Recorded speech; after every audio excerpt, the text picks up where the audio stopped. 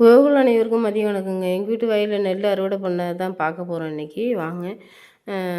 எங்கள் வீட்டு வயல்னால் எப்படி சொல்கிறதுனா, இப்போ வந்து ஒரு வீடு எடுக்கிறோம் அப்படின்னா அதை வாடகை கொடுக்காம போக்கியத்துக்குன்னு சொல்லுவாங்கள்ல, பெந்தகத்துக்குன்னு சொல்லுவாங்க, போக்கியது.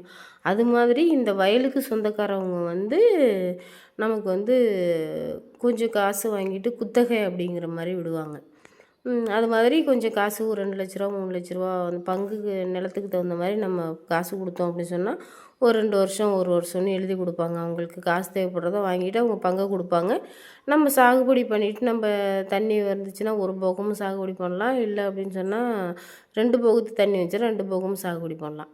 அது மாதிரி சாகுபடி பண்ணிவிட்டு அவங்க காசு கொடுக்கும்போது அவங்க பங்கை விட்டுற வேண்டியதான். அதுதான் அது மாதிரி தான். இப்போ நம்ம போக்கியத்துக்கு பிடிக்கிறப்போ நம்ம மொத்தமாக ஒரு 1,00,000 காசு கொடுப்போம். அவங்க எப்போ நம்மள்ட்ட காசு மொத்தமாக கொடுக்குறாங்களோ, வீட்டை காலி பண்ணிக்கிறாங்களோ, அதே மாதிரி தான் இந்த நிலமும்.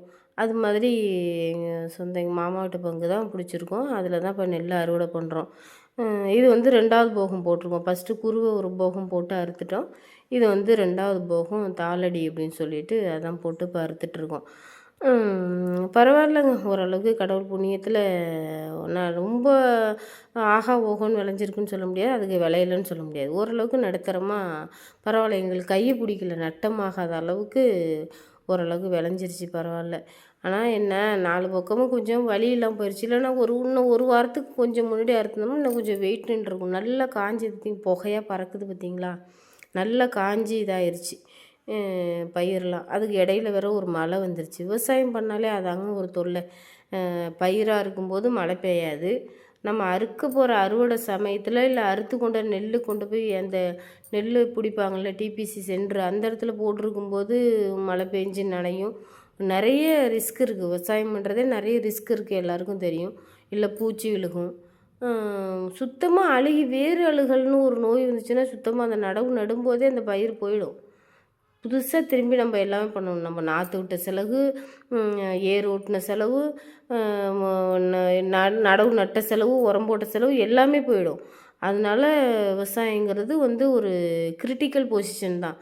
ஆனால் நமக்கு நல்ல ஒரு லக் இருந்து நல்லா ஒரு இதாக இருந்தால் எல்லாமே நமக்கு ஒத்து வந்துருச்சு அப்படின்னு சொன்னாக்கா நல்லாவும் விளையலாம், வாய்ப்பு இருக்குது.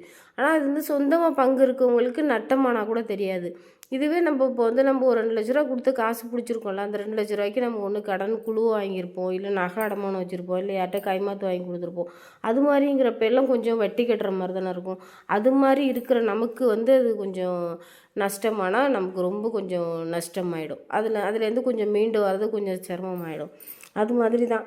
ஆனால் கடவுள் புண்ணியத்தில் அந்த அளவுக்கெல்லாம் இல்லை. ஓரளவுக்கு பூச்சி விழுந்துச்சு, ஆனால் சரி பண்ணி மருந்தெல்லாம் அடித்து ஓரளவுக்கு காப்பாற்றி கொண்டு வந்துட்டோம்.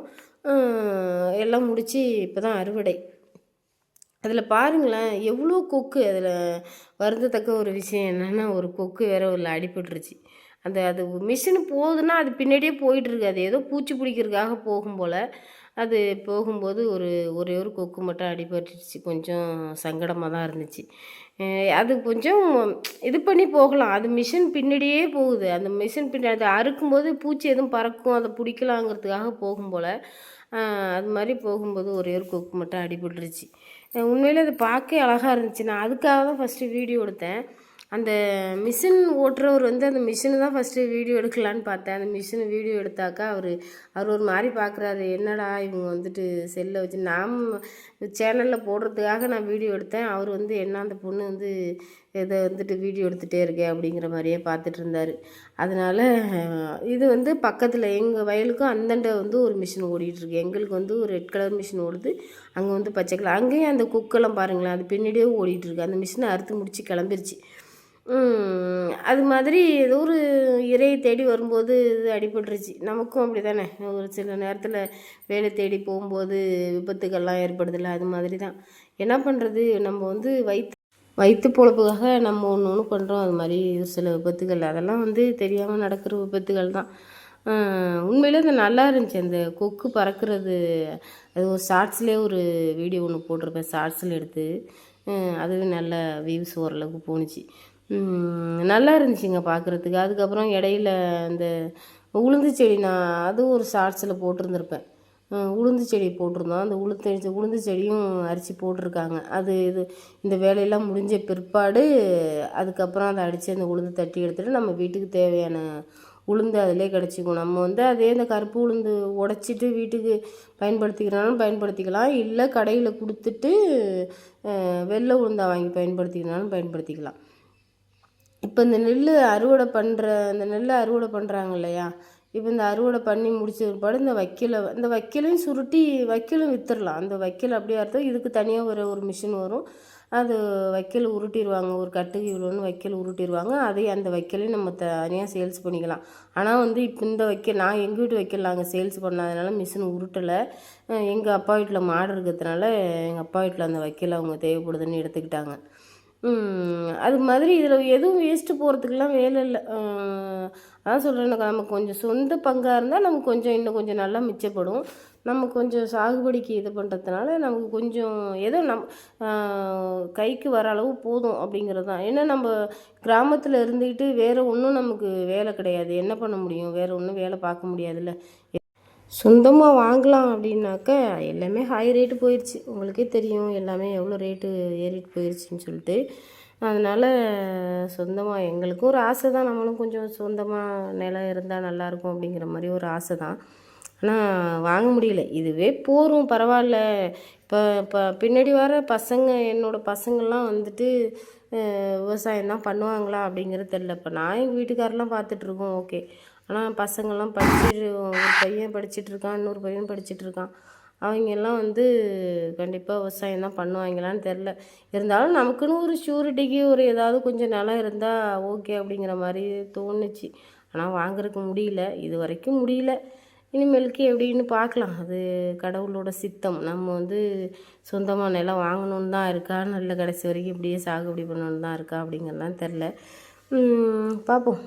அதான் அறுத்து முடிச்சுட்டு என்ன ஆயிடுச்சுன்னா, மழை பெஞ்சிருச்சுன்னு சொன்னேன்னா, அதனால் வயல் கொஞ்சம் சேராக இருக்குது. அதனால் அந்த டிப்பர் வந்து இங்கே வந்து வாங்க முடியல. இல்லைன்னா மிஷினை அறுக்கிற இடத்துலே வந்து டிப்பர் வாங்கிட்டு போயிடும். நமக்கு மிஷின் அங்கே போய் கொட்டுறதுனால கொஞ்சம் மிஷினோட மணிக்கணக்கு செலவு கொஞ்சம் குறையும். டிப்பர் அந்த இடத்துலையே நின்று வாங்கினாலும் உங்களுக்கு அதே ரேட்டு தான், வயலில் வந்து வாங்கினாலும் அதே ரேட்டு தான். ஆனால் வந்து மிஷின் மட்டும் அங்கே போய் கொட்டுறதுனால கொஞ்சம் டைம் கணக்கு போயிட்டுருக்கு, அவ்வளோதான். இதுவே சேராக இல்லாமல் இருந்துச்சு அப்படின்னு மிஷின் ஓடுற டைம் நமக்கு கொஞ்சம் குறையும், நமக்கு காசு கொஞ்சம் சேவ் ஆகும்.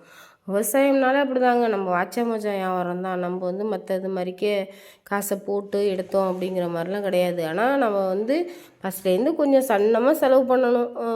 ஏர் ஓட்டுறதுலேருந்து, விதை வாங்குறதுலேருந்து, நாற்று விடுறதுலேருந்து, நடவு நடுறதுலேருந்து, உரம் போடுறதுலேருந்து, களை பிக்கிறதுலேருந்து நிறைய எல்லாமே நம்ம கையிலேருந்து இப்படி கொஞ்சமாக சன்னமாக செலவு பண்ணிகிட்டே வந்தோம் அப்படின்னாக்கா கடைசியாக அறுவடை பண்ணுற நேரத்தில் நமக்கு கொஞ்சம் கையில் அமௌண்ட்டு முழுசாக வரும். ஒரு 40,000 50,000த்துக்கு மேலே நம்ம செலவு பண்ணால் எப்படியும் ஒரு 20,000 30,000 அது மாதிரி வரும். அப்படி தான் விவசாயம்னால. அதுவுமே வந்து நமக்கு எந்த ஒரு இடர்பாடும் இல்லாமல், மழை இல்லாமல், தண்ணி எல்லாம் கிடச்சி கரெக்டாக இருந்தால் மட்டும் அந்த இது கிடைக்கும். அதனால தான் விவசாயம் பண்ணுறவங்க வந்து கொஞ்சம் ஏதாவது ஒன்றுனாலும் அவங்களாம் தற்கொலை பண்ணிக்கிறதுக்கு அதான் ஒரு காரணம். ஏன்னா இப்போ ஒரு 50,000 60,000 கொஞ்சம் பங்குக்கு நான் சொல்கிறேன், 50,000 60,000 இதே கொஞ்சம் கூடுதலாக இருந்துச்சுன்னா ஒரு 2 லட்சம் 3 லட்சம் நம்ம கையிலேருந்து செலவு பண்ணிட்டாங்க. அதில் சுத்தமாக எதுவுமே இல்லை, இது பண்ணி போயிடுச்சு, ஏதாவது அழிஞ்சிருச்சு அப்படிங்கிறப்ப தான் அவங்களால மனசை ஏற்றுக்க முடியாது. அது செலவு பண்ண காசும் போயிடும், வர வேண்டிய காசும் வராது. திரும்பி மறுபடியும் நம்ம அதில் சாகுபடி பண்ணணும்னா மறுபடியும் அதே 2 லட்சம் செலவு பண்ணணும். அது மாதிரி ஒரு இக்கட்டான சூழ்நிலையில தான் ஒரு சில பேர் வந்து தவறான முடிவுகள் எடுத்துடுறாங்க. விவசாயம்னாலே அப்படி தாங்க. பிடிச்சிருந்தால் லைக் பண்ணுங்கள், சப்ஸ்கிரைப் பண்ணுங்கள். தேங்க்யூ.